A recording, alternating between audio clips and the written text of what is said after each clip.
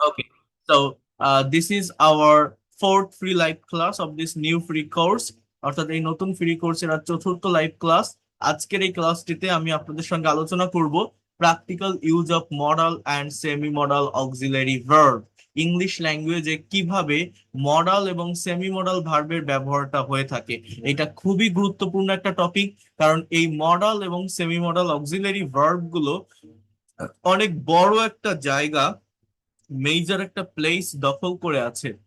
অর্থাৎ এদের ব্যবহার না জানলে কখনোই আপনি ইংলিশে প্রফেশনালি বা ভালোভাবে স্পিকিং করতে পারবেন না, প্লাস ফ্রি অ্যান্ড রাইটিং আপনি দুর্বল থেকে যাবেন। তো যে কোনো বিষয় পড়ার আগে বা জানার আগে তার ব্যাকগ্রাউন্ড নলেজটা নিতে হয়। আমি আপনাকে মডেলের ব্যবহার পড়ালাম, সেমি মডেলের ব্যবহার পড়ালাম, আমি বলছি যে can, could, may, might, shall, should, will, would, এগুলো মডেল ভার্ব। বাট এগুলো আপনারা যে কোনো জায়গায় ইউটিউবে সার্চ দেন, এই ভার্বগুলোর উপর ক্লাস পাবেন, হাজার হাজার টিচারের হাজার হাজার ক্লাস আছে এইসব টপিকের উপর। বাট আমাদের মেইনলি যেটা জানতে হবে, একটা জিনিস শুধু শিখলে হবে না, আগে এই কোশ্চেনটা আপনাকে করতে হবে যে আমি কেন এটা শিখবো, এই মডেল ভার্ব ঠিক কোন জায়গায় কাজে লাগে আমার প্র্যাকটিক্যাল লাইফে।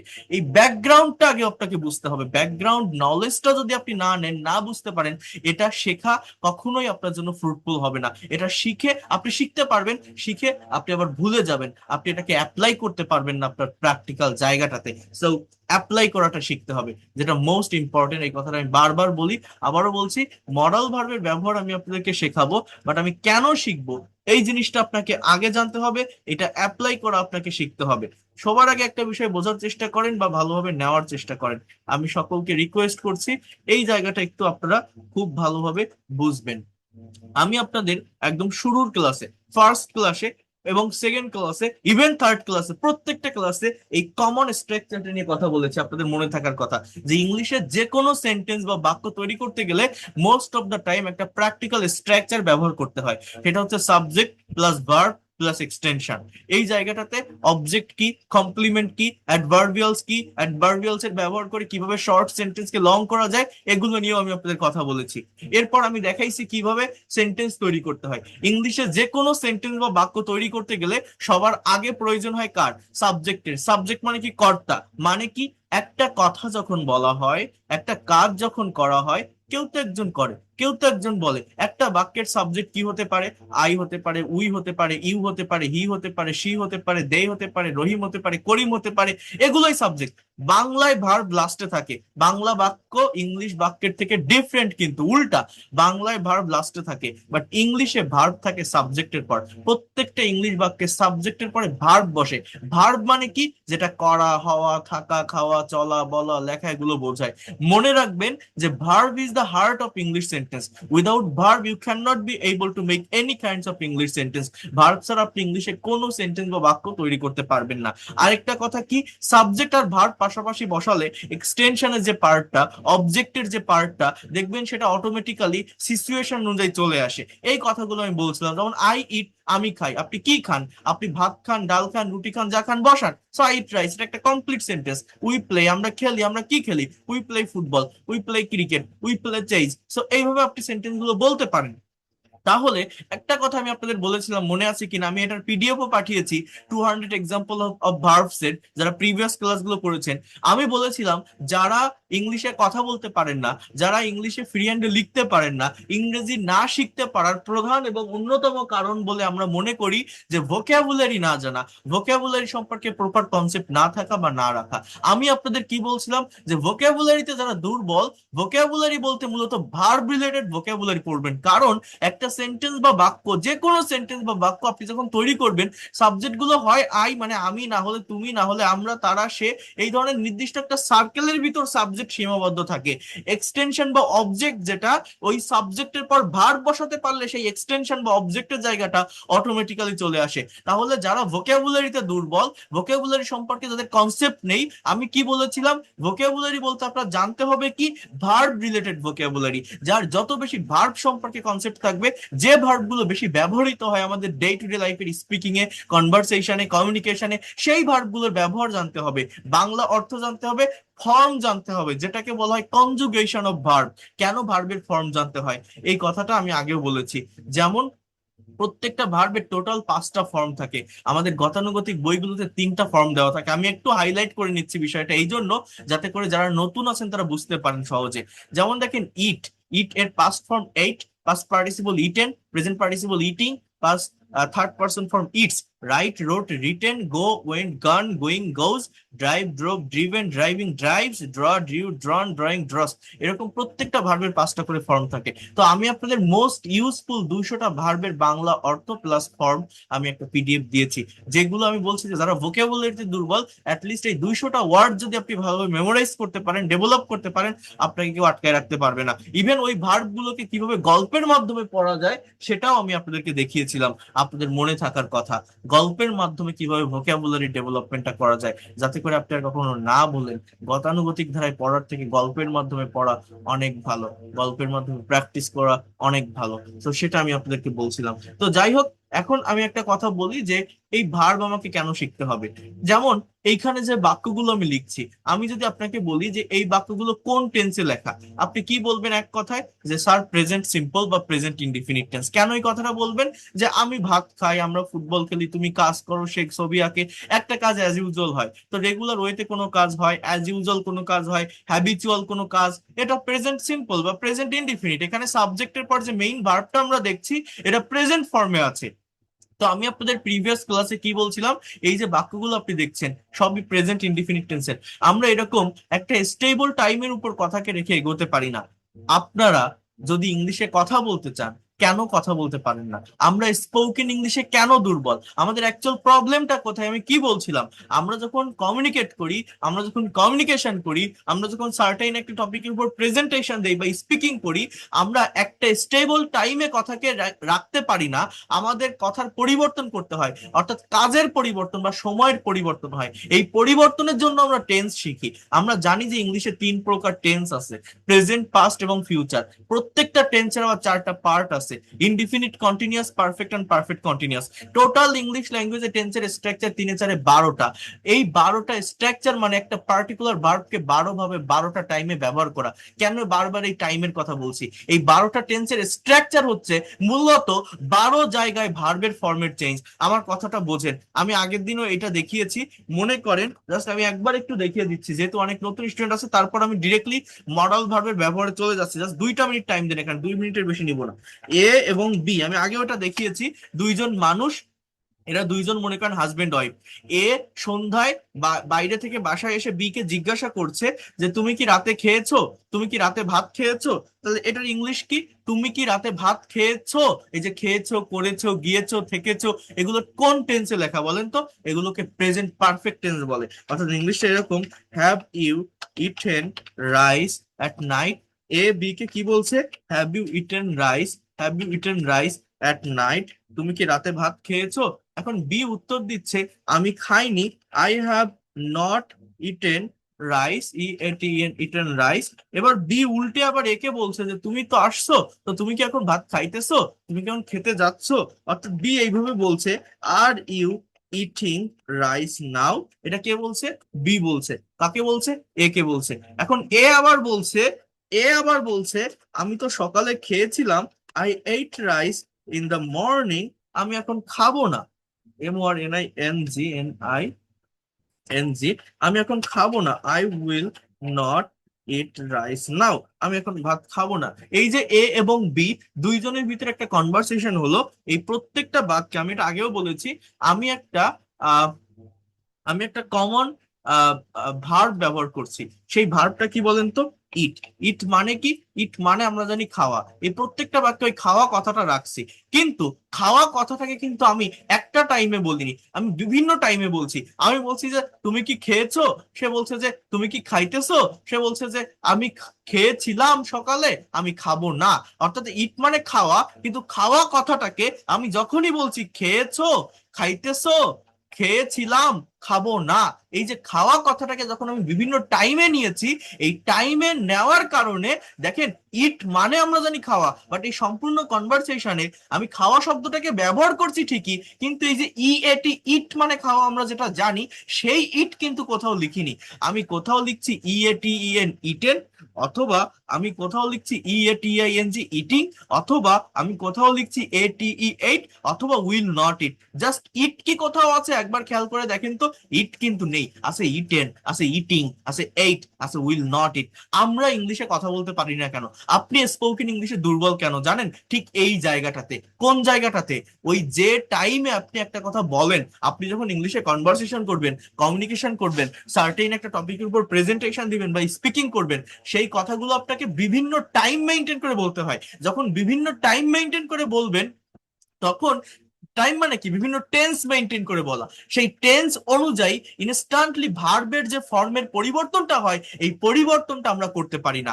আবারও বলছি, ভার্বে আমি জানি যে ইট মানে খাওয়া, কিন্তু ইটের যে ফর্মগুলো আছে, eaten, ate, eating, will eat, এই ফর্মগুলো আমরা কতজন instant conversation, instant speaking, instant কমিউনিকেশনে ব্যবহার করতে পারি? এইটা পারি না বলে ইংলিশে কথা বলতে পারি না। স্পোকেন ইংলিশের দুর্বলতা আমাদের এখানে। আমি আগেও এটা বলেছি, জাস্ট এই একটা পয়েন্টের উপর ভিত্তি করেই আমরা ইংলিশে দুর্বল। ইংলিশ ল্যাঙ্গুয়েজ, স্পোকেন ইংলিশ, যারা মনে করেন আমি ভয় পাই, আমি পারি না, আমি স্পোকেন ইংলিশ শিখতে চাই, আমি কোর্স করতে চাই, আপনি যেখানেই যান, যে কোর্স করেন, এই একটা বিন্দুর উপর দাঁড়ানো ইংরেজি ভাষা, আর কোনো কিছুই না। সেই বিন্দুটা কি? সেই বিন্দুটা হচ্ছে, কথাটা বুঝবেন, আমি যখন কারোর সাথে কথা বলতে যাই, আমি যখন ইংলিশে কথা বলতে চাই, কথা বলতে গেলে অবশ্যই অবশ্যই আমাকে সময়ের পরিবর্তন করতে হয়। একটা কথাকে বিভিন্ন টাইমে বলার প্রয়োজন হয়। সেই টাইম অনুযায়ী যে কথাটা আমি বলছি, মানে যে ভার্বটাকে আমি ব্যবহার করছি, যে অ্যাক্টিভিটিস, আমার যে কাজটাকে আমি ডিসক্রাইব করছি, বর্ণনা করছি, টাইম অনুযায়ী যে কাজটা আমি বর্ণনা করছি, সেই কাজের বিভিন্ন ফর্ম আছে, বিভিন্ন রূপ আছে, সেই ভার্বটার বিভিন্ন রূপ আছে, সেই রূপ, সেই ফর্ম আমাকে ইনস্ট্যান্টলি ইউজ করতে হয়, যেটা আমরা করতে পারি না বলে ইংরেজিতে কথা বলতে পারি না।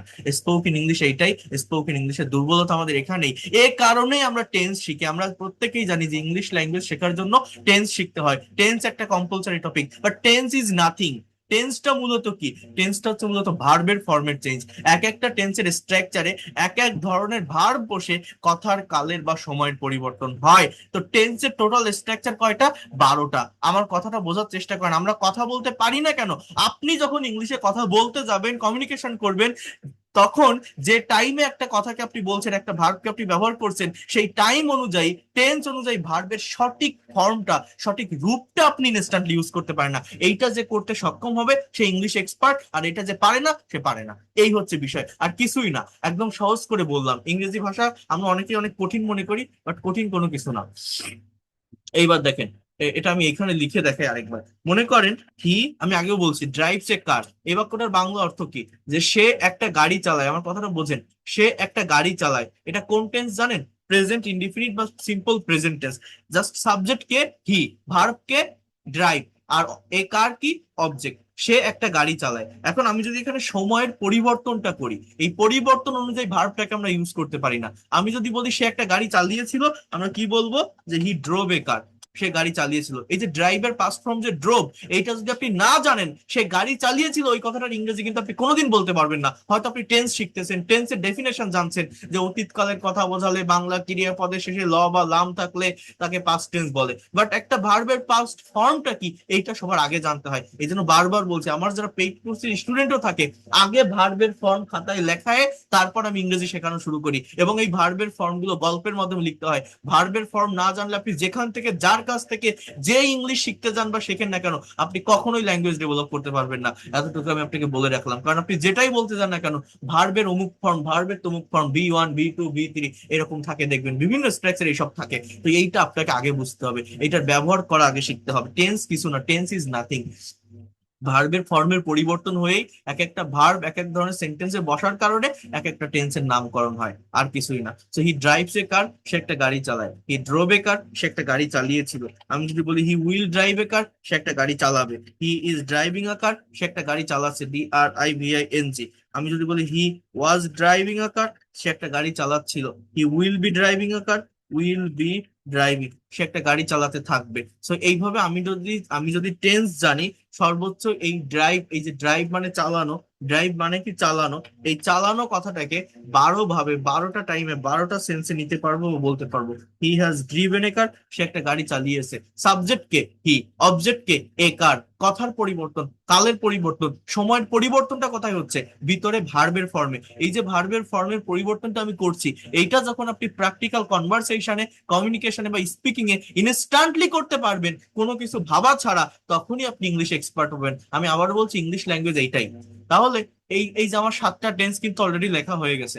আমি যদি টেন্স জানি, সর্বোচ্চ এইভাবে 12টা লিখতে পারবো। মানে ড্রাইভ কথাটাকে, ড্রাইভ মানে চালানো, চালানো কথাটাকে 12টা ওয়েতে 12টা টাইমে 12 দিকে 12 সেন্সে নিতে পারবো বা বলতে পারবো। বাট এই 12টা টাইম, আমার কথাটা মনে রাখবেন, 12টা টাইম মানে 12টা টেন্স, 12টা সেন্স আপনার মনের সম্পূর্ণ ভাব প্রকাশ করার জন্য যথেষ্ট নয়। আবারও বলছি, এই 12টা টাইম আপনার মনের সম্পূর্ণ ভাব প্রকাশ করার জন্য যথেষ্ট নয়।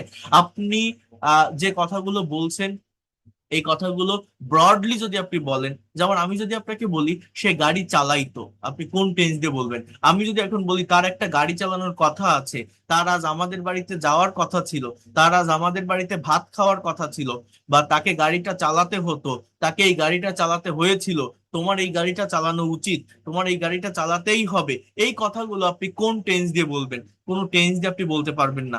মানে টেন্স দিয়ে সর্বোচ্চ 12টা টাইম প্রকাশ করা যায়। তাহলে কি মনের হোল সেন্সটা প্রকাশ পায়? পায় না। তাহলে আপনার মনের হোল এক্সপ্রেশনটাকে ইন ডিটেলস এক্সপ্রেস করার জন্য, হোল সেন্সটাকে প্রকাশ করার জন্য, এই টেন্সের পাশাপাশি আমাকে আরেকটা নতুন টপিক শিখতে হবে। সেটা হচ্ছে মডাল এবং সেমি মডাল অক্সিলারি ভার্ব। এগুলোকে অক্সিলারি ভার্ব বলে। অক্সিলারি, ইংলিশ ল্যাঙ্গুয়েজে 2 ভাবে অক্সিলারি ভার্ব হয়। প্রাইমারি অক্সিলারি, যেগুলো এই যে টেন্সের স্ট্রাকচারে বসে, am, is, are, was, were, have, has, had, do, does, did. আর মডাল অক্সিলারি, মডাল অক্সিলারি কোনগুলো?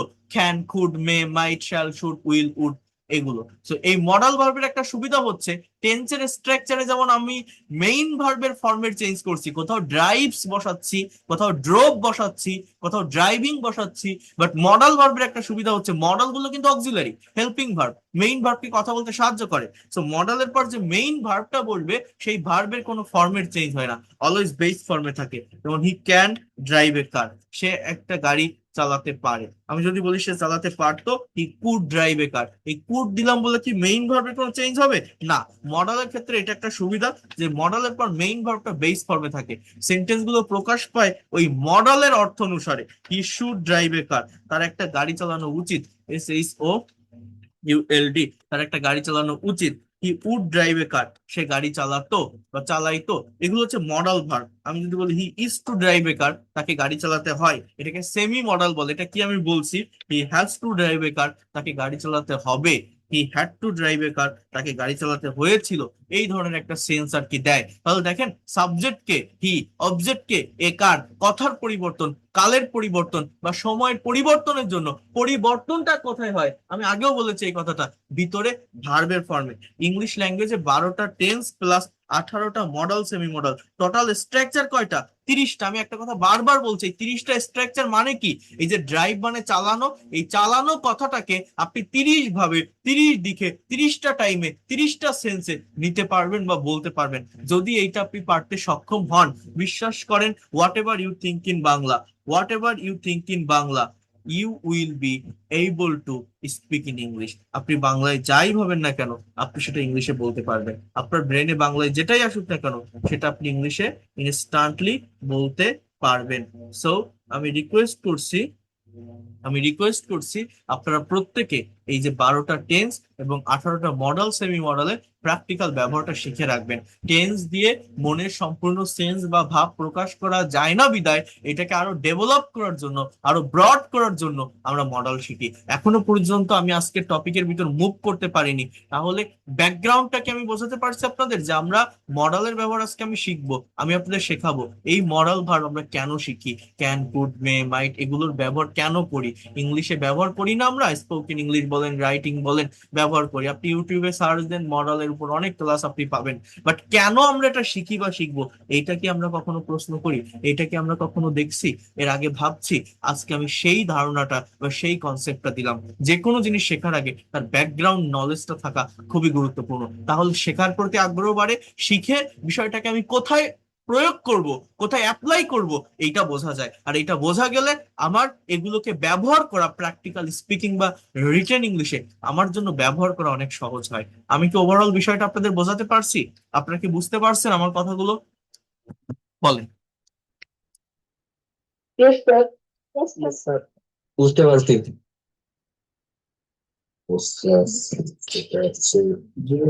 ওকে, ধন্যবাদ। যদি বুঝতে পারেন তাহলে ভালো। এর থেকে ডিটেলস আর বোঝানো যায় না, এতটা ডিটেলস আপনাকে কেউ বলবে না, কেউ বোঝাবে না। এই ফ্রি ক্লাসগুলো করে যান। আপনারা অনেকেই আছেন বিভিন্ন জায়গায় পেইড কোর্স করেন, সেই ক্লাসগুলো করবেন আর আমার এই ফ্রি ক্লাসগুলোর সাথে কম্পেয়ার করবেন। যদি বেটার কিছু না পান তখন বলবেন, কারণ আমি যাদের পড়াই অনেক পরিশ্রম করে পড়াই, ইন ডিটেলস এর প্রত্যেকটা বিষয় পড়ানোর, দেখানোর বা শেখানোর চেষ্টা করি। এটা যারা রেগুলারিটি মেনটেন করে করছেন তারা জানেন। সো দেখেন, এরপর আমরা মডেলটাকে তাহলে একটু যদি শুরু থেকে দেখি যে জিনিসটা আসলে কি বলছে। মডেলস আর অক্সিলারি ভার্বস, অর্থাৎ এগুলো হচ্ছে অক্সিলারি। অক্সিলারি মানে কি? হেল্পিং। হেল্পিং মানে কি? যে ভার্ব গুলো অন্য একটা মেইন ভার্বের পূর্বে বসে। They are used with main verb to give additional meaning to the main verb. এই মডেল ভার্ব গুলো কি হচ্ছে বলছে, মেইন ভার্বের সাথে ব্যবহৃত হয় অতিরিক্ত তথ্য দিতে বা অর্থ দিতে মেইন ভার্বকে। এই অধ্যায়ের মডেল গুলো নিজস্ব অর্থ অনুসারে বাক্য গঠিত হবে, তবে মডেলের পর কিন্তু ভার্ব সর্বদাই বেস ফর্মে বসবে। এই যে কথাটা আমি বললাম একটু আগে, কখনো পরিবর্তন হবে না। অর্থাৎ ভার্বের সাথে S, ES, D, ED, ING এগুলো বসানো যাবে না। মেজর মডেলস আর কি বলছে দেখেন, can, could, may, might, shall অথবা উইল। এগুলো হচ্ছে মূল মডেল ভার্ব গুলো। কি কি আছে? Would, use to, should, ought to, must, need to, dare to, would better বা রাদার, এগুলো সবই কি মডেল ভার্ব।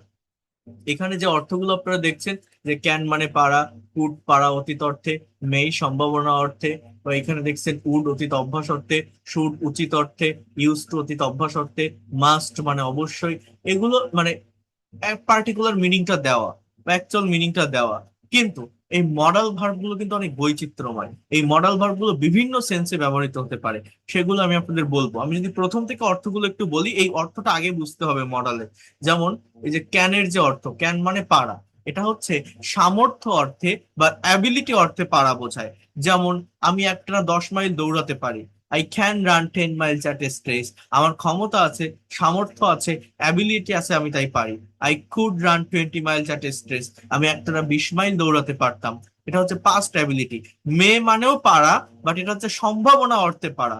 যেমন আজ বৃষ্টি হতে পারে, এখানেও পারা কথাটা আমি বলছি, কিন্তু আজ বৃষ্টি হতে পারে। সো ইট ক্যান না বলে আমরা এখানে কি বলি, যে ইট মে রেইন টুডে। ইট মে রেইন টুডে, আজ বৃষ্টি হতেও পারতো। ইট মাইট রেইন টুডে, মাইট হচ্ছে পাস্ট অফ মে। এই দেখেন, এই যে দুইটা ভার্ব, আমরা অনেকেই পার্থক্যটা বুঝি না। উড অতীত অভ্যাস অর্থে, আর ইউজ টু এটা অতীত অভ্যাস অর্থে বসে। পার্থক্যটা হচ্ছে, ইন জেনারেলি কেউ অতীতে কিছু করতো, যেত, খেত, এখানে উডের ব্যবহার হয়। I would go to the cinema hall, আমি সিনেমা হলে যেতাম। I would go to watch movie, I would go to play in the field. So এগুলো হচ্ছে উডের ব্যবহার। আর ইউজ টুটা অতীত অভ্যাস বলতে, এখানে অতীতে কেউ কোনো কিছুর প্রতি অনেক বেশি অ্যাডিক্টেড ছিল, এমন কোনো কাজ যে সেটা অতীতে রেগুলার করতো, না করে পারতো না। I use to play football in my childhood, আমি শৈশবে ফুটবল খেলতে অভ্যস্ত ছিলাম। এইরকম আর কি। শুড মানে উচিত, ওট টু মানে উচিত। পার্থক্যটা কি জানেন? ইন জেনারেলি কোনো কিছু করা উচিত, আমার বই পড়া উচিত, আই শুড রিড বুক, তোমার বাড়ি যাওয়া উচিত, ইউ শুড গো হোম, এরকম। আর ওট টু মানে উচিত, বাট এটা হচ্ছে পলাইটলি কোনো কিছু করা উচিত। আবারও বলছি, ভদ্রতার সাথে কোনো কিছু করা উচিত বোঝাতে ওট টু এর ব্যবহারটা হয়। হ্যাঁ, যেমন I ought to obey my parents, আমার পিতামাতাকে মান্য করা উচিত। I ought to serve my country, আমার দেশের সেবা করা উচিত। এই শুডের পরিবর্তে এখানে উড টু ব্যবহার করলে সেটা একটু বেশি বেটার শোনায়। মাস্ট মানে অবশ্যই, নিড টু মানে প্রয়োজন, ডেয়ার টু মানে সাহস করা, উড বেটার বা রাদার মানে বরং, উচিত বা ভালোই। এইখানে টেবলের মাধ্যমে দেওয়া আছে, এইটা আপনাদের একটু প্র্যাকটিস করতে হবে।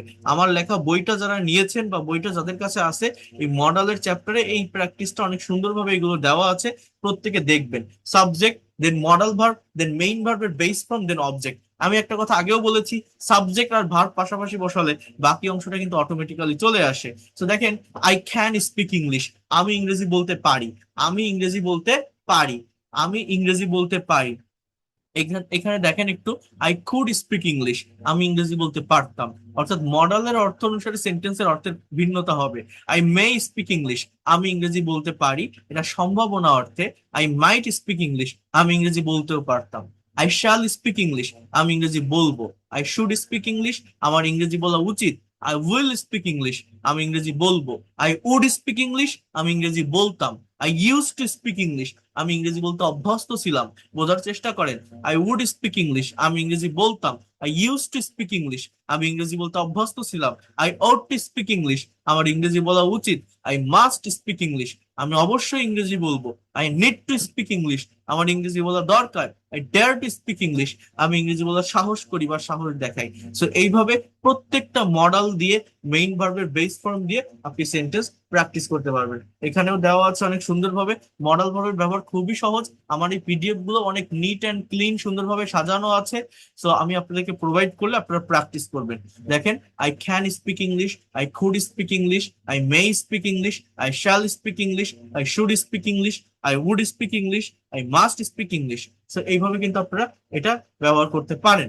সাবজেক্ট, এরপর model, then main verb. He is use to swim in the river in his boyhood, সে শৈশবে নদীতে সাঁতার কাটতে অভ্যস্ত ছিল।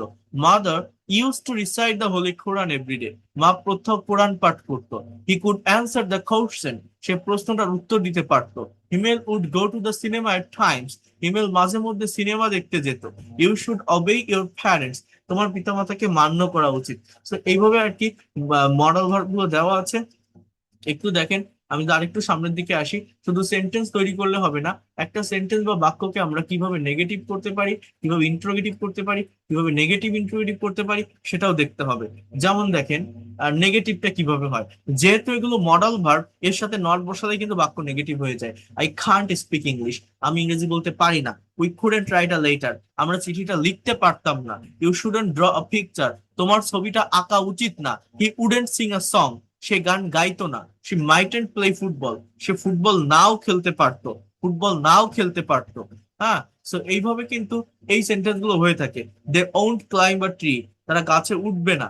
উই মাস্টন্ট ড্রাইভ আ কার, আমরা গাড়িটা চালাবো না, অবশ্যই চালাবো না। সো এইভাবে আর কি এই সেন্টেন্স গুলো হয়ে থাকে। আপনি যে সাবজেক্ট নিবেন, যে মডেল নিবেন, যেভাবে মেইন ভার্ব নিবেন, সেভাবেই সেন্টেন্স করতে পারবেন।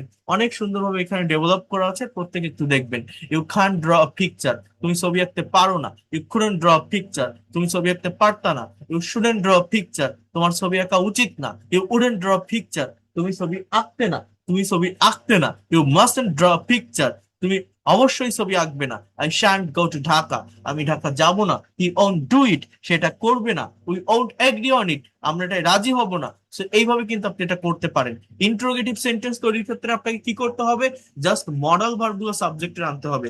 আমার লেখা যে বইটা আছে, ওই বইটাতে সবকিছু এইভাবে ধারাবাহিক ভাবে সাজানো আছে। আপনারা দেখলে বুঝতে পারবেন এক জায়গায় গোছানো পদ্ধতিতে কত সুন্দরভাবে প্রত্যেকটা বিষয় ডেভেলপ করা। দেখেন, ক্যান আই প্লে ফুটবল, আমি কি ফুটবল খেলতে পারি, আমি কি ফুটবল খেলতে পারি। Could we discuss about the matter, আমরা কি বিষয়টা আলোচনা করতে পারতাম। যে সাবজেক্ট দিবেন, যে মডেল ভার্ব দিবেন, সেইভাবেই সেন্টেন্স হবে। Would you swim in the river, তুমি কি নদীতে সাঁতার কাটতে, বাংলাটা কি বলেন তো। Would you swim in the river, তুমি কি নদীতে সাঁতার কাটতে। Would you swim in the river, তুমি কি নদীতে সাঁতার কাটতে। Just try to understand here. হ্যাঁ, must he draw a picture, সে কি অবশ্যই এই ছবিটা আঁকবে।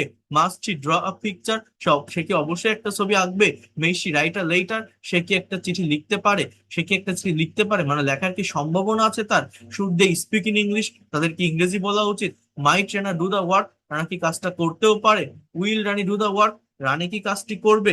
Will Rani do the work, Rani কি কাজটি করবে। সো এইভাবে আর কি, এইভাবে আর কি আপনারা কোশ্চেন গুলো কিন্তু তৈরি করতে পারেন। আমি আবারও বলছি, যারা নেগেটিভ করবেন, ইন্ট্রোগেটিভ করবেন, ফোকাসটা কার উপর করতে হবে? অক্সিলারি, মডাল অক্সিলারি ভার্বের উপর। অর্থাৎ মডাল ভার্বগুলোর সাথে নট বসালে একটা বাক্য নেগেটিভ, মডাল ভার্ব সাবজেক্টের আগে আনলে একটা বাক্য আমাদের কি হচ্ছে? ইন্ট্রোগেটিভ হচ্ছে। সাবজেক্টের আগে আনলে কি হচ্ছে? স্টেট আন্ডারস্ট্যান্ড হিয়ার, ইন্ট্রোগেটিভ হচ্ছে। এখানে অনেকগুলো সেন্টেন্স দেওয়া আছে, দেখেন। Could you speak in English? Could we speak in English? আমরা কি ইংরেজিতে কথা বলতে পারতাম? Can you speak in English? তুমি কি ইংরেজিতে কথা বলতে পারো? Could you lend me your book? Will you draw picture? তুমি কি একটা ছবি আঁকবে?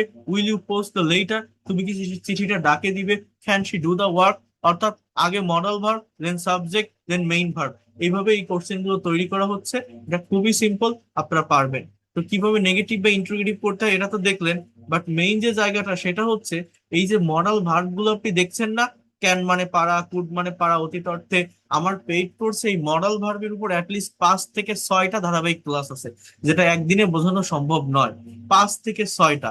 তো যাই হোক, এইখানে যে মডেল গুলো দেখছেন, এই প্রত্যেকটা মডাল ভার্বের আবার ডিটেলস ব্যবহার আছে। প্রত্যেকটা মডেলের উপর আলাদা আলাদা ক্লাস আছে, যেগুলো আপনাদেরকে একটু করতে হবে। যেমন দেখেন, আমি একটা বা দুইটা একটু দেখাই দেই। যেমন দেখেন, ইউজ অফ ক্যান। এখন আমরা জানি যে ক্যান মানে পারা, কিন্তু এর আবার কি ধরনের স্ট্রাকচার থাকতে পারে? বলছে ক্যান হচ্ছে একটি মডাল অক্সিলারি ভার্ব। ক্যান শব্দটি সেন্টেন্সে বিভিন্ন জায়গায় বসে ভিন্ন ভিন্ন অর্থ প্রদান করে থাকে। যেমন ক্যান প্লাস ভার্বের বেস ফর্ম, এটা অ্যাজ ইউজুয়াল যেটা হয় সেটা। ক্যান বি প্লাস নাউন, এইটা একটা দেখেন। কোনো কিছু হতে পারে বোঝায়, ক্যান বি প্লাস পজিশন, কেউ কোথাও থাকতে পারে বোঝায়। আর ক্যান হ্যাভ প্লাস পজিশন, কারো অধিকারে বা কারো মালিকানায় কোনো কিছু থাকতে পারে, কারো অধিকারে বা কারো মালিকানায় কোনো কিছু থাকতে পারে, এরকম বোঝায়। যেমন দেখেন, try to understand here, can plus ভার্বের বেস ফর্ম যেমন অ্যাবিলিটি অর্থে বসে, এই কাঠামোটি 4টি অর্থে ব্যবহৃত হয়। I can do the work, আমি কাজটা করতে পারি। আই ক্যান প্লে ক্রিকেট, আমি ক্রিকেট খেলতে পারি। I can run 20 Miles at a stretch, আমি একটানা 20 মাইল দৌড়াতে পারি। আই ক্যান স্পিক ইংলিশ, আমি ইংরেজি বলতে পারি। They can sing a song, তারা একটা গান গাইতে পারে। এরপর দেখেন এই জায়গাটা কতটা গুরুত্বপূর্ণ। ক্যান মানে আমরা জানি পারি বা পারে, এবং সামর্থ্য অর্থে পারা। কিন্তু এই ক্যান শব্দটি আবার রিকোয়েস্ট, পারমিশন এন্ড সাজেশন, আবার বলছে অনুরোধ, অনুমতি এবং পরামর্শ দেওয়া অর্থে আহ, বসতেছে।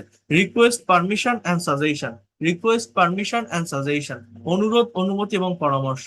যেমন দেখেন, আপনার এখানে ভুলে যেতে হবে যে ক্যান মানে পারা, পারা পারা, এই কথাটা ভুলে যেতে হবে। আপনার এখানে এটা মনে রাখতে হবে যে এই ক্যান শব্দটি ব্যবহৃত হচ্ছে অনুরোধ, অনুমতি বা পরামর্শ দেওয়া অর্থে। এখানে আরো দুটো ভার্ব ব্যবহৃত হয়, যেগুলো নিজস্ব অর্থ থাকা সত্ত্বেও এই অনুরোধ, অনুমতি বা পরামর্শ প্রদান করে থাকে। সেটা হচ্ছে কুড এবং উড। এখানে ক্যান হচ্ছে ইনফর্মাল মিনিং ক্রিয়েট করে, যার সাথে তুমি, আমি বা তুই তকারি করে সম্পর্ক, সেখানে ক্যানের ব্যবহার করা যায়। আর যেখানে আপনা আপনি করে সম্পর্ক, অর্থাৎ আপনার বস, আপনার সিনিয়র, এরকম যদি কিছু হয়, তখন আপনি কুড বা উডের ব্যবহার করতে পারেন ভদ্রতার সহিত। যেমন, can you give me a glass of water, তুমি কি আমাকে এক গ্লাস পানি দিতে পারবে? Can you sit beside me, তুমি কি আমার পাশে বসবে? Can you tell me about your life story, তোমার জীবনের গল্পটি আমাকে বলতে পারবে? Can you go with me at lunch, আমার সাথে লাঞ্চে যাবে? সো এই হচ্ছে মূলত ক্যানের ব্যবহার। You can use my laptop, can I use your laptop, আমি কি তোমার ল্যাপটপটা দেখতে পারি? এইভাবে। So you can practise English regularly, you can exercise regularly, you can do good works all the time. এবার দেখেন স্ট্রাকচার টুটা কি, subject plus can be plus noun. এই কাঠামো দ্বারা হতে পারে বোঝায় হতে, এবং সাবজেক্ট নিজে কোনো কিছু হতে পারে বা থাকতে পারে। যেমন he can be a doctor, সে একজন ডাক্তার হতে পারে। He can be a minister, সে একজন মন্ত্রী হতে পারে। He can be a freelancer, সে একজন ফ্রিল্যান্সার হতে পারে। He can be a good teacher, সে একজন ভালো শিক্ষক হতে পারে। অর্থাৎ কেউ কোনো কিছু হতে পারে বোঝাতে can be, then subject plus can be plus position, এই কাঠামোটি দ্বারা কারো কোথাও অবস্থান হতে পারে এরকম বোঝায়। ক্যান বি প্লাস পজিশন, যেমন he can be at the market now, সে এখন বাজারে থাকতে পারে। Ruma can be at school now, Ruma এখন স্কুলে থাকতে পারে। My father can be in the office, আমার বাবা এখন অফিসে থাকতে পারে, অফিসে থাকতে পারে। এবার দেখেন, subject plus can have plus position, এই স্ট্রাকচারটা যদি আমরা একটু দেখি। যেমন she can have a garden in the village, তার গ্রামে একটা বাগান ছিল। He can have a garden, তার একটা বাগান থাকতে পারে গ্রামে। হি ক্যান হ্যাভ আ কার, তার একটা গাড়ি থাকতে পারে। Ruma can have a beautiful mobile, Ruma সুন্দর একটা মোবাইল থাকতে পারে। Ruma can have a beautiful mobile, Ruma সুন্দর একটা মোবাইল থাকতে পারে। এইভাবে কুড ভার্বের ব্যবহার আছে, উড ভার্বের ব্যবহার আছে, প্রত্যেকটা ভার্বের ব্যবহার এইভাবে দেওয়া আছে। এখন আমি আপনাদের একটা গুরুত্বপূর্ণ ভার্ব নিয়ে কথা বলবো, সেটা হচ্ছে ইউজ টু। এটা স্পোকেন ইংলিশের জন্য অনেক বেশি গুরুত্বপূর্ণ, অনেক বেশি ব্যবহৃত হয়। যেমন দেখেন কি লেখা আছে, কত সুন্দরভাবে এই পিডিএফ গুলো ওয়েল অ্যান্ড ডেকোরেটেড ওয়েতে অর্গানাইজ করা। এটা আপনারা দেখলেই বুঝতে পারবেন। যারা পেইড কোর্সে আসবেন তারা বুঝতে পারবেন যে আপনি কি শিখতেছেন, এই জায়গা থেকে কতটা ডেভেলপ করতেছেন। এই যে ইউজ টু, এটা কিন্তু স্পোকেন ইংলিশে মোস্ট ইউজফুল এবং পাওয়ারফুল একটা ফ্রেজাল ভার্ব, যেটি আমরা আমাদের ডে টু ডে লাইফে ব্যবহার করি। যেমন দেখেন, বলছে প্রতিটি মানুষেরই কিছু না কিছু অভ্যাস আছে। কি বলছে? প্রতিটি মানুষেরই কিছু না কিছু অভ্যাস আছে। আর এই অভ্যাসগুলোর মধ্যে কোনো কোনো অভ্যাস অতীতে ছিল কিন্তু বর্তমানে নেই। আবার কোনো অভ্যাস অতীত থেকে শুরু করে বর্তমান সময় পর্যন্ত বোঝায়, এবং কোনো অভ্যাস ভবিষ্যতে হয়ে যাবে এমন বোঝায়।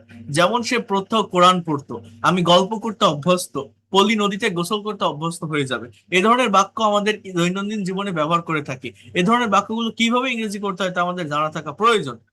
তো এটা আমরা ভালোভাবে জানবো। যেমন দেখেন, আমার এখানে কি বলছে, subject plus use to plus ভার্বের বেস ফর্ম প্লাস অবজেক্ট। যেমন মনিরা প্রত্যহ সকালে কোরআন পড়তো। Monira use to read the holy Quran every morning. কি বলছে? Monira use to read the holy Quran every morning. ছাত্র জীবনে আমি একটানা 8 ঘন্টা পড়তাম। I use two, subject K I, use টুটা কি? ওই যে সেমি মডেল অক্সিলারি ভার্ব, একটা ফ্রেজাল ভার্ব, তাই না? I use to study 8 hours at a stress during my student life. আমি ছাত্র জীবনে একটা 8 ঘন্টা পড়তাম। সে প্রতি সোমবার আমাকে লিখতো। She use to write me every Monday. তারা প্রতি বছর সমুদ্র সৈকতে যেত। They use to go to the sea beach every year. They use to go to the sea beach every year. Alim সকালে ঘুমাতো। Alim use to sleep in the morning. Alim use to sleep in the morning. যখন আপনি question করবেন, যেমন did plus subject plus use to plus ভার্বের base form. যেমন, তুমি কি নদীতে সাঁতার কাটতে? Did you use to swim in the river? Did you use to swim in the river? Nilu কি সকালে ঘুমাতো?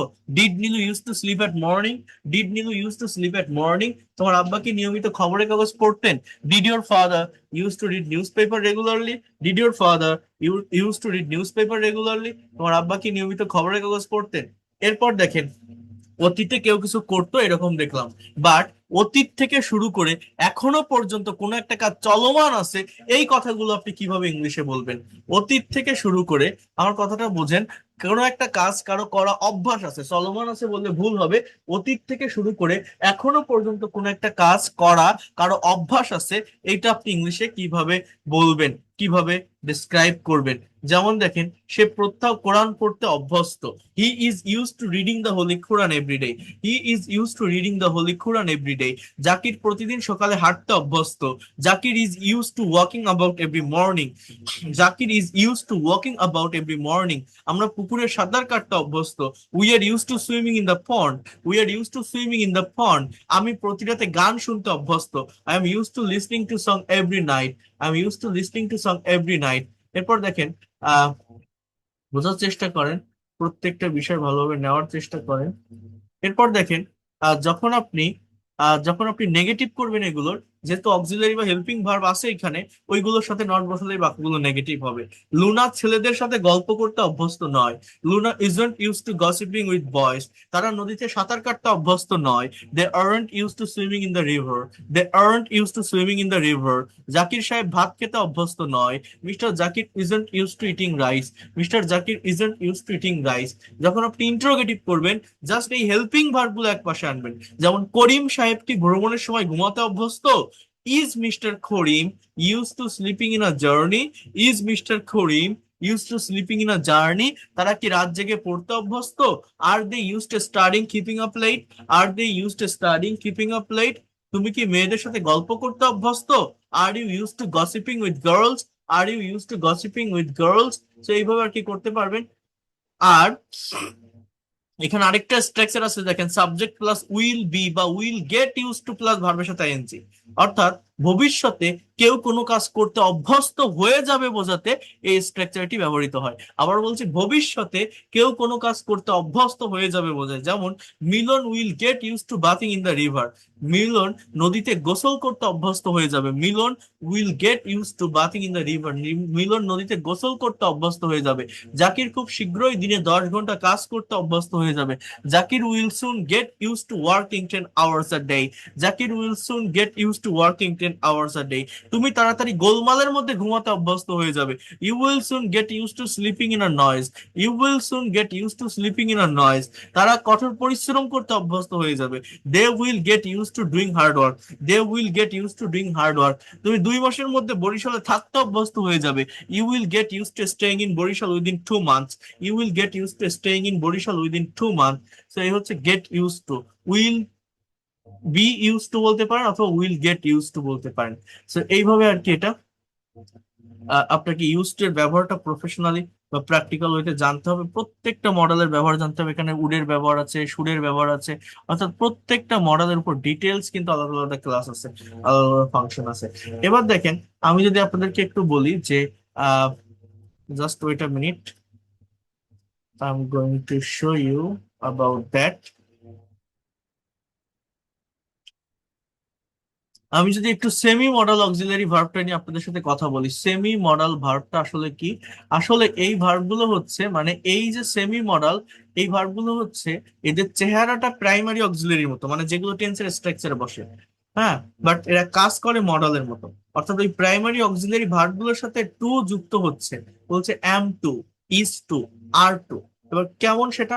বলছে সাবজেক্টকে বর্তমানে স্বাভাবিকভাবে কোনো কিছু করতে হয়, অর্থাৎ ক্রিয়ার সঙ্গে তে হয় যুক্ত থাকলে সে ধরনের বাক্যকে ইংরেজি করার জন্য am to is to are to ব্যবহার করি।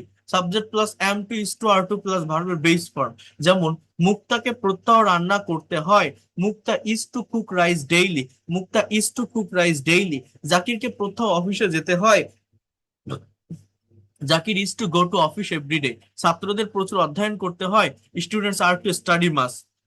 এইবার আমি একটু বুঝাই বলি, সেটা হচ্ছে এই যে am to is to are to, এগুলো ফ্রেজাল ভার্ব। এই অক্সিলারি ভার্ব গুলোর সাথে এই অ্যাম ইজ আর যুক্ত হয়েছে এখানে। আর এই জায়গাটাতে যে সেন্টেন্স গুলো আপনি দেখছেন, subject plus am is are plus ভার্বের base form. Mukta is to cook rice daily. মুক্তাকে প্রত্যহ রান্না করতে হয়। Zakir is to go to office everyday. জাকিরকে প্রতিদিন অফিসে যেতে হয়। সো এই ধরনের সেন্স বা বিষয়গুলোকে বুঝতে হবে। এই ধরনের সেন্টেন্স গুলোকে আহ এই ধরনের সেন্টেন্স গুলোকে ট্রান্সলেট করতে হবে। ঠিক কোন সেন্সে এই am to is to are to ব্যবহার করা হয় সেটা হচ্ছে, মনে রাখবেন, কোনো একটা কাজ কারো করার ইচ্ছা না থাকলেও, কোনো একটা কাজ কারো করার ইচ্ছা না থাকলেও দায়িত্বের খাতিরে কাজটা করতে হয়, সেই জায়গাটাতে মূলত অ্যাম টু ইজ টু বা আর টু ব্যবহার হয়। এরপর দেখেন, আহ তাদের প্রত্যহ স্কুলে যেতে হয় না। They are not to go to school everyday. পপিকে ভাত রান্না করতে হয় না। Popi is not to cook rice daily. আমার এখন ক্লাস নিতে হয় না। I am not to take a class now. আর যখন আপনি ইন্ট্রোগেটিভ করবেন, অক্সিলারি ভার্ব বা হেল্পিং ভার্বটা আগে আনবেন। যেমন ইভানকে কি প্রত্যহ পড়তে হয়? Is Ivan to read everyday. তাদের কি প্রত্যহ কাজ করতে হয়? Are they two work everyday. সে এইভাবে আর কি এটা হয়ে থাকে। গেট ইউজ টু এর ব্যবহার এরকম ভাবে প্রত্যেকটা প্রত্যেকটা সেমি মডেল আছে। এম ইজ আর টু বা হ্যাভ হ্যাজ হ্যাড টু, প্রত্যেকটা মডেল সেমি মডেলের প্র্যাকটিক্যাল ব্যবহার দেওয়া আছে। এখানে দেখেন হ্যাভ টু এর ব্যবহার দেওয়া আছে। যেমন বলছে যে হ্যাভ টু দিয়ে কতগুলো বাক্য লেখা যায়। You have to practise English every day. তোমাকে প্রতিদিন ইংরেজি অনুশীলন করতে হবে। বলছে ইউ ডোন্ট হ্যাভ টু বা you have not to practise English every day. তোমাকে ইংরেজি অনুশীলন করতে হবে না। Do you have to practise English every day. তোমাকে কি প্রতিদিন ইংরেজি অনুশীলন করতে হবে? Don't you have to practise English every day. তোমাকে কি প্রতিদিন ইংরেজি অনুশীলন করতে হবে না? সো এইভাবে আর কি হ্যাভ টু এর ব্যবহারটা করতে পারেন, ইউজ টু এর ব্যবহারটা করতে পারেন। মানে সব কথার এক কথা হচ্ছে কি, একটা ভাষা আমি শিখবো, একটা ভাষা আপনি ডেভেলপ করতে চাচ্ছেন, বাট একটা ভাষা শিখতে গেলে যদি সিকোয়েন্স না বোঝেন, আমার শুরুটা কি শেষটা কি না বোঝেন, তাহলে কি ডেভেলপ করা যায়? আপনি জাস্ট 12টা টেন্সের স্ট্রাকচার এবং 18টা মডেল সেমি মডেল একবার পড়ে রাখেন, কেউ আপনাকে আটকাতে পারবে না। এইখানে দেখেন আমার লেখা যে বইটা আছে, এই যে স্পিক ইংলিশ উইথ সোনামুখ, এই বইটাতে এই বইটাতে আমি একদম নিট অ্যান্ড ক্লিন ভাবে এই টেন্স মডেল সেমি মডেলের পার্টটা একদম শুরুতেই দিয়েছি। এই দেখেন, আমার এই বই থেকে কিন্তু আমি দেখাচ্ছি। এই বই থেকে এই যে 12টা টাইমের উপর একটা ভার্ব, যেমন I go to school, I went to school, I will go to school, I am going two school, I was going to school, I will be going to school, I have gone to school, I had gone to school after my father came home. So এরপর দেখেন এই 12টা tense শেষ হলে modal দিয়ে sentence গুলো, যেমন I can go to school, I could go to school, I may go to school, I imagine go to school, I might go to school, I would go to school, I use to go to school, I must go to school, I shall go to school, I need to go to school. অর্থাৎ এই জায়গাটা আপনাদেরকে বুঝতে হবে, আপনাদেরকে নেওয়ার চেষ্টা করতে হবে, আপনাদেরকে এই জায়গাটাকে ডেভেলপ করতে হবে। আমি আবারও বলছি, আপনাদেরকে ডেভেলপ করতে হবে। সো মডাল ভার্ব এবং সেমি মডাল ভার্বের আরো ডিটেলস যে ব্যবহারটা আছে সেগুলো আমি আমার ধারাবাহিক ক্লাসগুলো থেকে আলাদা আলাদা করে দেখাবো। যেমন দেখেন গত ক্লাসে আমি টেন্সের উপর দেখিয়েছিলাম, বাট সেইটা বাদেও কিন্তু আমি টেন্সের 3টা রেকর্ডেড ক্লাস দিয়েছিলাম, অনেকে হয়তো দেখেননি বা দেখেছেন। তো যাই হোক, আমাদের প্র্যাকটিসটা কন্টিনিউ রাখতে হবে, বিশেষ করে মডেল এবং সেমি মডেল ভার্বের ব্যবহার জানতে হবে, কারণ এই ভার্বগুলো ইংলিশ ল্যাঙ্গুয়েজে অনেক বড় একটা জায়গা দখল করে আছে। আমি কেন শিখতেছি, এগুলো কেন শিখবো? শুধু টেন্স দিয়ে ইংলিশে মনের সম্পূর্ণ ভাব প্রকাশ করা যায় না, হোল সেন্সটাকে প্রকাশ করা যায় না। এটাকে আরো ডেভেলপ করার জন্য আমাদের মূলত মডেল এবং সেমি মডেলের ব্যবহার শিখতে হয়। কিসের জন্য? টেন্সের ব্যবহারটাকে প্র্যাকটিক্যালি আমরা কিভাবে করতে পারি, টেন্সটাকে ডেভেলপ করার জন্য মডেল সেমি মডেল শিখতে হয়। তো দেখেন, একটা বিষয় একটু দেখার চেষ্টা করেন, একটা বিষয় একটু নেওয়ার চেষ্টা করেন, একটা বিষয় একটু বোঝার চেষ্টা করেন। আমি আপনাদের এখন জাস্ট শেষ করে দিব, একটা প্র্যাকটিক্যাল কনভারসেশন দেখাবো। এই কনভারসেশনটার দিকে আপনারা একটু ফোকাস করেন, তাহলে আপনি বুঝতে পারবেন কিভাবে টেন্স, মডাল অথবা এই সেমি মডাল ভার্বের ব্যবহারটা হচ্ছে প্র্যাকটিক্যাল ইংলিশ কনভারসেশন। তাহলে আপনারা প্রত্যেকটা বিষয় অনেক ভালোভাবে রিয়েলাইজ করতে পারবেন। So try to understand here. আমি একটা সার্টেন কনভারসেশন দেখাচ্ছি এবং এই জায়গাটাতে আপনাদের একটু রেসপন্স করতে হবে। কনভারসেশনটা হচ্ছে এইটা। দেখেন, মাদার অ্যান্ড সান, মা এবং ছেলে দুইজনের ভিতর একটা কথোপকথন। মা এবং এগুলো কিন্তু খুবই প্র্যাকটিক্যাল কনভারসেশন, খুবই প্র্যাকটিক্যাল। মা ছেলেকে বলছে, তুমি আজ এত সকালে উঠলে কেন? এই যে বাক্যটা আপনারা দেখছেন, এই বাক্যটা কোন টেন্সের কেউ বলতে পারবেন? মা ছেলেকে বলছে, তুমি আজ এত সকালে উঠলে কেন? এই যে বাক্যটা দেখছেন, এটা কোন টেন্সে লেখা আছে? এনিওয়ান ক্যান সেই দ্যাট? এটা কোন টেন্সের বাক্য? বাংলা দেখে কেউ ধরতে পারবেন, বলতে পারবেন? এনিওয়ান? মা ছেলেকে বলছে, Indefinite. হ্যাঁ, Indefinite. কোন ইনডিফিনিট? Indefinite. বুঝি নাই। Past indefinite. Past indefinite, present indefinite. Past indefinite. দেখেন, জি। দেখেন এইখানে যে আজ দেওয়া আছে, এই আজ, আজ দেখে যে আপনারা বলছেন প্রেজেন্ট ইনডিফিনিট, বাট না, প্রেজেন্ট ইনডিফিনিট হচ্ছে রেগুলার, প্রতিদিন কোন একটা কাজ হয়, রেগুলার ওয়েতে কেউ কোনো কাজ করে, সেইটাকে মূলত প্রেজেন্ট ইনডিফিনিট বলে। আমি যদি বাংলাটা এরকম থাকতো, তুমি প্রতিদিন এত সকালে ওঠো কেন, তাহলে প্রেজেন্ট ইনডিফিনিট হতো। এটা পাস্ট ইনডিফিনিট, উঠলে কেন, ওটা হয়ে গেছে, কাজটা কমপ্লিট হয়ে গেছে, ল বা লেন। সো এই এই এই সেন্টেন্সটা ইংলিশে এরকম হবে। আমি যদি বলি তুমি উঠেছো কেন, তাহলে হোয়াই হ্যাভ ইউ হতো, have you wake up. So তুমি উঠলে কেন, তাহলে হোয়াই, আগে W H word, then did you, why did you get up, why did you get up so early today. কি বলছে? Why did you get up so early today? আজ তুমি এত সকালে উঠলে কেন? এই কথাটা কে বলছে? মা বলছে। কাকে বলছে? ছেলেকে বলছে। মা, ছেলে বলছে, মা আজ আমার পরীক্ষা দিতে যেতে হবে, আজ আমার পরীক্ষা দিতে যেতে হবে। তাহলে এই কথাটাকে আমরা ইংলিশে কিভাবে বলতে পারি? এই বাংলাগুলো দেখলে কিন্তু আপনার মনে হচ্ছে এগুলো তো খুবই সিম্পল এবং সহজ সেন্টেন্সেস, আমরা বা আমিও হয়তো পারবো, বাট আপনারা করার চেষ্টা করে দেখেন, করতে যান, বিভিন্ন জায়গায় প্রবলেম ফেস করবেন। এই ধরনের সেন্টেন্স গুলো আপনাকে প্র্যাকটিক্যাল ওয়েতে এইভাবে সলভ করতে হবে, তাহলে ল্যাঙ্গুয়েজটা একদম ক্লিয়ার হয়ে যাবে আপনার কাছে। না হলে আপনি যদি ভুল ইংলিশ বলেন, ওই ভুলটা সারা জীবন ভুল থাকবে। তো যাই হোক, ছেলে মাকে বলছে, আজ আমার পরীক্ষা দিতে যেতে হবে। তাহলে এটার ইংলিশ কি? Today I have to go to take an exam. Today I have to go to take an exam. ছেলে কি বলছে? আজ আমার পরীক্ষা দিতে যেতে হবে। Today I have to go to take an exam. মা বলছে, তুমি কখন যাবে? তাহলে এটা কোন টেন্স? Future indefinite tense. কোন টেন্স?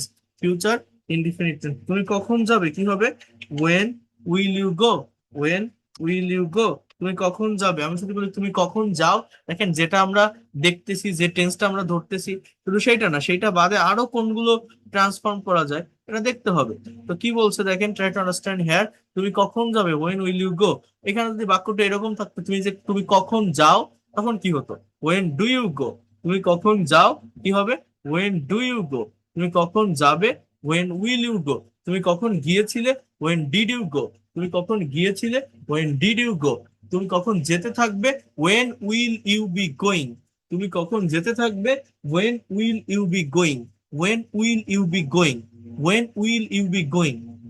তুমি কখন গিয়েছো, যদি বাক্যটা এরকম থাকে, তুমি কখন গিয়েছো, when have you gone, when have you gone, when have you gone।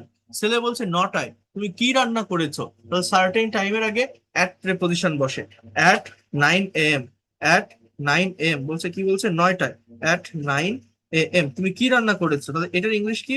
What have you cooked, what have you cooked, what have you cooked. তুমি কি রান্না করেছো, নটায় তুমি কি রান্না করেছো, হোয়াট হ্যাভ ইউ কুকড। মা বলছে আমি কিছুই রান্না করিনি, তুমি কি খাবে, I have not cooked anything. এটা কিন্তু প্রেজেন্ট পারফেক্ট টেন্স। যদি বাংলাটা এরকম থাকতো, তুমি কি রান্না করো, তাহলে এই হতো যে হোয়াট ডু ইউ কুক, তুমি কি রান্না করেছিলে, হোয়াট ডিড ইউ কুক, তুমি কি রান্না করবে, হোয়াট উইল ইউ কুক, তুমি কি রান্না করতে থাকবে, what will you be cooking.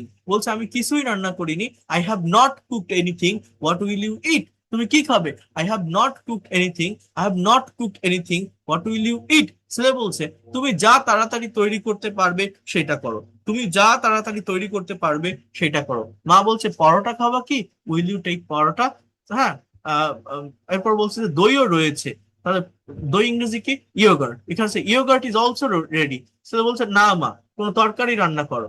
No mother, please make some vegetable. মা বলছে কি তরকারি তুমি বলো, বলছে পালং শাক আর আলুর তরকারি। পালং শাক ইংরেজি হচ্ছে স্পিনাস, স্পিনাস উইথ পটেটো কারি। মা বলছে ঠিক আছে আর কিছু, okay anything else, anything else. ছেলে বলছে কোনো মিষ্টি জিনিসও কি পেতে পারি, can we have some sweet dish too. কোনো মিষ্টি জিনিসও কি পেতে পারি, can we have some sweet dish too. মা বলছে তুমি কি গাজরের হালুয়া খাবে, will you take carrot halwa, will you eat carrot halwa. ছেলে বলছে না, এটা করতে অনেক দেরি হয়ে যাবে, it will take too long. আমার মনে হয় পায়েস আরো তাড়াতাড়ি হবে, I think payesh will be ready সুন। কিন্তু দুধ কম রয়েছে, but that is little milk. ছেলে বলছে ঠিক আছে তাহলে আমি দই চিনি দিয়ে খাবো, okay then I will take yogurt with sugar, I will take yogurt with sugar. মা বলছে দেখো দেরি হয়ে যাচ্ছে, আগে গোসল করে নাও, it's getting late, please take your bath firstly, it's getting late, please take your bath firstly. ছেলে বলছে কিন্তু প্রথমে আমার জুতো পালিশ করতে হবে। মা বলছে firstly I have to polish my shoes. তুমি গতকাল করনি, didn't you do it yesterday. মা কি বলছে, তুমি গতকাল করনি, didn't you do it yesterday. ছেলে বলছে না, মনে ছিল না, আজ আমাকে বিশ্ববিদ্যালয়ে যেতে হবে। নো, আই ডিডন্ট রিমেম্বার আর I forgot it, but today I have to go to an university. আজ আমাকে বিশ্ববিদ্যালয়ে যেতে হবে। পালিশ করতে করতে শুধু শুধু সময় নষ্ট করবে। হ্যাঁ, বলছে যে না, আহ, আজ আমাকে অনেক বন্ধুর সাথে দেখা করতে হবে, তাহলে today I have to meet with many friends, I have to meet. মা বলছে ঠিক আছে, ওকে হারি আপ, আমি রান্নাঘরে যাচ্ছি, I am going to kitchen, I am going to the kitchen. ছেলে বলছে মা আমার গোসল হয়ে গেছে, I have completed my bath, খাবার দিয়ে যাও, প্লিজ সার্ভ মি ফুড। মা বলছে আমি ইতিমধ্যে বেড়ে দিয়েছি, I have already serve your food, I have already serve your food, I have already serve your food. ছেলে বলছে যে আমার ভালো মা যাচ্ছি। তো দেখেন এই যে কনভারসেশনটা আপনি দেখলেন, এই যে বাংলায় লেখা আছে, এই কনভারসেশনটাকে আপনাকে ইনস্ট্যান্টলি ইংলিশে কনভার্ট করতে হবে। এই যে আমি যে পড়লাম বা বললাম, টাইম বুঝে ইনস্ট্যান্টলি ইংলিশে কনভার্ট করা শিখতে হবে। এই ধরনের ডে টু ডে লাইফের কিছু প্র্যাকটিক্যাল কনভারসেশন যদি আপনারা প্র্যাকটিস করতে পারেন রেগুলারিটি মেনটেন করে, তাহলে কি হবে, এই যে টেন্স শেখাচ্ছি আমি, মডাল শেখাচ্ছি আমি, ভার্বের ফর্ম গুলো দেখাচ্ছি আমি, আপনি যাই শেখেন না কেন টেন্সের স্ট্রাকচার বা রিটেন ইংলিশে, সেটাকে আপনি অ্যাপ্লাই করতে পারবেন প্র্যাকটিক্যালি। এই ধরনের প্র্যাকটিক্যাল কনভারসেশন গুলো প্র্যাকটিস করা শিখতে হবে। আমি আবারও বলছি এগুলোর গুরুত্ব অনেক বেশি। আমার কথা বুঝতে পারছেন আমি কি বলছি? কনভারসেশন যেগুলো আছে, অর্থাৎ আপনি যে কোনো কথা ভাবলে সেটা যেন ইনস্ট্যান্টলি ইউজ করতে পারেন, ইনস্ট্যান্টলি যেন সেটা আপনি বলতে পারেন। এই হচ্ছে বিষয়। এটার পিডিএফও আমি আপনাদেরকে প্রোভাইড করব। আর আমি আবারও বলে রাখছি, যারা এখনো পর্যন্ত নতুন পেইড ব্যাচে ভর্তি হতে চান, 13 তারিখ থেকেই ক্লাস শুরু হবে। পেইড ক্লাসে কিন্তু এই যে এতগুলো বিষয় যেমন দেখালাম, এরকম একসাথে সবকিছু দেখাবো না। সেখানে ধীরে সুস্থে ভেঙে ভেঙে প্রত্যেকটা বিষয় আমি আলোচনা করে থাকি। আর নতুন পেইড ব্যাচের স্টার্টিং ডেট হচ্ছে 13 জুন, অর্থাৎ এই মাসের 13 তারিখ থেকে। 13 তারিখ থেকে আমি আবারও বলছি, আপনারা প্রত্যেকেই ক্লাস করতে পারবেন। যারা একদম শুরু থেকে ধারাবাহিকভাবে ল্যাঙ্গুয়েজটা শিখতে চান, প্রফেশনাল হতে চান, যদি মনে করেন এই ল্যাঙ্গুয়েজটাকে নিজের অ্যাসেট বা সম্পদ হিসেবে নিব, নেক্সট জেনারেশনকে আমি শেখাবো, আমি এক্সপার্ট হতে চাই, ফ্লুয়েন্ট হতে চাই, বা একটা মেন্টরের অধীনে থেকে গোছানো পদ্ধতিতে এগোতে চাই, তারা আসতে পারেন। এতটুকু বলতে পারি, আপনি ব্যর্থ হবেন না। 3 মাসের কোর্স, যে কোনো বয়সের যে কেউ করতে পারবেন। আপনি স্টুডেন্ট হন, house wife, teacher, officer, job holder, freelancer বা ইমিগ্রান্ট, যে কেউ করতে পারবেন। সেভাবেই কোর্সটাকে ডিজাইন করা, একদম প্র্যাকটিক্যাল ওয়েতে সবকিছু শিখতে পারবেন। প্রত্যেকটা ব্যাচে 30 জন করে স্টুডেন্ট থাকবে। প্রত্যেকটা ব্যাচ এই রাতেই হয়, যাতে করে চাকরিজীবী বা অন্যান্য পেশার মানুষেরা সময় বের করে ক্লাসগুলো করতে পারে। এই ফ্রি ক্লাসে আমি রেকর্ড দিচ্ছি, পিডিএফ ফাইল দিচ্ছি। পেইড কোর্সে আসলেও প্রত্যেকটা ক্লাসে রেকর্ড প্লাস পিডিএফ ফাইল আপনারা পাবেন, যাতে করে কেউ কোনো ক্লাস মিস করলে আবার দেখে নিতে পারেন, এবং সেখানে আমি আলাদাভাবে সলভও করে দিই। আর যারা একদমই দুর্বল আছেন, একদম বেসিক থেকে আমি আপনাদের শেখাবো, টেনশনের কোনো কারণ নেই। প্র্যাকটিক্যাল ওয়েতে ইংলিশ ল্যাঙ্গুয়েজটা শিখতে পারবেন, এবং প্র্যাকটিক্যাল কনভারসেশন প্লাস স্পিকিং আপনি এটাকে অ্যাপ্লাই করতে পারবেন। এখানে টোটাল ক্লাস 70টা, এটা হিউজ ক্লাস, বাংলাদেশের কোথাও আপনি এতগুলো ক্লাস পাবেন না। এবং এই ক্লাসগুলোর ভিতর প্রথম 10টা ক্লাস থাকবে বেসিক গ্রামারের উপর, যাতে করে আপনার ইংরেজি ভিত্তি মজবুত হয়। অর্থাৎ আপনি যাতে করে একটা প্যারাগ্রাফ, কম্পোজিশন, সিভি ফ্রি হ্যান্ডে কোনো কনফিউশন ছাড়া লিখতে পারেন। আপনি যেন একটা ভাইবা ফেস করতে পারেন, সার্টেন একটা টপিকের উপর প্রেজেন্টেশন দিতে পারেন ইংলিশে। তার জন্য যা যা দরকার, এই 10টা বেসিক গ্রামার ক্লাস থেকে সেগুলো আমি কমপ্লিট করব প্র্যাকটিক্যাল ওয়েতে। এরপর 30টা ক্লাস থাকবে স্পোকেন ইংলিশের উপর। প্রত্যেকটা ক্লাসের সাথে প্রত্যেকটা ক্লাসের সম্পর্ক থাকবে, ধারাবাহিকভাবে প্রত্যেকটা ক্লাস আপনারা বুঝতে পারবেন। এই 30টা ক্লাসে tense, modal, semi modal, passive, I mean whatever you think in Bangla, you will be able to speak in English. তার জন্য যা করা লাগে সেটা এখানে থাকবে। এরপর 40 থেকে 50 নাম্বার, অর্থাৎ প্রত্যেকটা পার্ট ধাপে ধাপে দেওয়া আছে। এটা ফ্রি হ্যান্ড রাইটিং এবং অ্যাডভান্স গ্রামারের উপর থাকবে, যেখান থেকে এই ল্যাঙ্গুয়েজটাকে আপনারা আরো এক ধাপ ডেভেলপ করতে পারবেন। অর্থাৎ যারা রাইটিং এ দুর্বল আছেন, যারা blog writing, advance writing, CV writing, যারা আর্টিকেল লিখতে চান, ইমেইল রাইটিং, যারা ফ্রিল্যান্সার আছেন, গিগ তৈরি করতে পারেন না রিটেন ইংলিশে দুর্বলতা থাকার কারণে, এইগুলো সব কিছু থেকে ওভারকাম করতে পারবেন। যারা BCS, bank job, admission test দিবেন, যারা হাউস ওয়াইফ আছেন, তাদের জন্য এই রাইটিং এর ক্লাসগুলো আরো বেশি ইফেক্টিভ। এইভাবে এই 50টা ক্লাস হবে। এরপর বাকি 20টা ক্লাস থাকবে practical conversation, news paper translation এবং প্রেজেন্টেশনের উপর। অর্থাৎ যারা আমি আপনাকে শেখালাম, আপনি শিখলেন, বসে থাকলেন, হয়ে গেল, এখানে ডেভেলপমেন্টটা আসে না। ফ্রি ক্লাস আর পেইড ক্লাসের পার্থক্য কি? ফ্রি ক্লাস হচ্ছে ওয়ান ওয়ে কমিউনিকেশন, এই যে আপনাকে মিউট রেখে আমি বকতেছি, আপনি শুধু শুনতেছেন আর দেখতেছেন। বাট পেইড কোর্সে টু ওয়ে কমিউনিকেশন, আপনি স্পিকিং করবেন, প্রেজেন্টেশন দিবেন, ল্যাঙ্গুয়েজ ক্লাবে থেকে প্র্যাকটিস করবেন, আমি আপনাকে পড়া দিব, সেখান থেকে আদায় করব, ভুল হলে আমি ধরাই দিব। এইগুলো কি ফ্রি ক্লাসে আপনি পাচ্ছেন? পাচ্ছেন না। বাট পেইড কোর্সে এটা থাকবে। সো আপনাকে দিয়ে আমি কনভারসেশন প্র্যাকটিস করাবো, নিউজ পেপার ট্রান্সলেট করাবো, প্রেজেন্টেশন দেবো, আইএলটিএস এর সার্টেন স্পিকিং টপিকের উপর কিভাবে কথা বলতে হয় আমি শিখাই দিব। আপনারা স্পিকিং করবেন, ভুল হলে আমি ধরাবো। অর্থাৎ আমার এখানে লাস্টের যে ক্লাসগুলো থাকবে, সেখানে আমি কাজ করব না, আপনাকে দিয়ে কাজ করাবো। আপনি নিজেই প্র্যাকটিস করবেন, এবং সেখানে ভুল হলে আমি ধরাই দিব। সেইভাবে অ্যাকচুয়াল ডেভেলপমেন্টটা আসবে। এখানে টোটাল কোর্স ফি হচ্ছে 2,000 টাকা। 2,000 টাকা সেন্ড মানি করে আমার এই নাম্বারে লাস্ট ডিজিট জানালে অথবা একটা স্ক্রিনশট দিলে আমি আপনাকে পেইড কোর্সের প্রাইভেট ব্যাচে নিয়ে নিব। এই পর্যন্ত যারা ভর্তি হয়েছেন, আগামীকাল প্রত্যেকেই নতুন প্রাইভেট হোয়াটসঅ্যাপ গ্রুপ পেয়ে যাবেন, এবং 13 তারিখ থেকে লাইভ ক্লাসে জয়েন করতে পারবেন পেইড কোর্সের যে ক্লাসগুলো আছে। যদি মনে করেন আমি এই ল্যাঙ্গুয়েজটাকে নিজের একটা অ্যাসেট বা সম্পদ হিসেবে নিতে চাই, নেক্সট জেনারেশনকে শেখাতে চাই, আমি এটাকে অ্যাসেট হিসেবেই নিতে চাই, এবং আমার প্রফেশনাল লাইফে আমি ভালো করতে চাই ল্যাঙ্গুয়েজটা শিখে, তাহলে আমি বলতে পারি আপনি আসতে পারেন, ব্যর্থ হবেন না। যদি মনে হয় এই লোকটা পড়াতে পারে, বুঝাতে পারে, টেকনিক ভালো, হয়তো শিখতে পারবো, যদি বিশ্বাস রাখতে পারেন, ভরসা রাখতে পারেন। এই পর্যন্ত 83টা ব্যাচ সফলতার সাথে পরিচালনা করে আসছি। নতুন ব্যাচ 84তম ব্যাচ শুরু হবে 13 তারিখ থেকেই ভর্তি হয়ে যাবেন, একদম প্র্যাকটিক্যাল ওয়েতে সম্পূর্ণ ল্যাঙ্গুয়েজটা শিখতে পারবেন। 2,000 টাকা একবারে দিলে আপনি ফুল সবকিছুর অ্যাক্সেস পাবেন ভালোভাবে। আপনি যতদিন না পর্যন্ত ডেভেলপ করতে পারেন, এটা যে 3 মাসের ভিতরে সীমাবদ্ধ এরকম না। এই 2,000 টাকার ভিতরেই যদি 3 মাসের থেকে বেশি সময় চলে যায়, আপনার যদি গ্যাপ যায়, পরবর্তীতে আবার যে কোনো নতুন ব্যাচে আমি আপনাকে অ্যাড করে নিব, আলাদা কোনো টাকা দিতে হবে না। আপনি যতদিন না পর্যন্ত এক্সপার্ট এবং ফ্লুয়েন্ট হবেন আপনি থাকতে পারবেন।